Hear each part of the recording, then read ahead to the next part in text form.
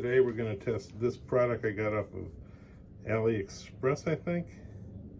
Headlight Repair Frost. It's going to frost it. It says that you, where did it say? It said, wear gloves, apply the product to the headlight and wipe the headlight with a sponge. Repeat above steps and the lights are till the lights are clear again. It needs to be wiped for about 10 minutes under manual conditions. No wonder the stuff doesn't work. Just the wiping is going to clean it.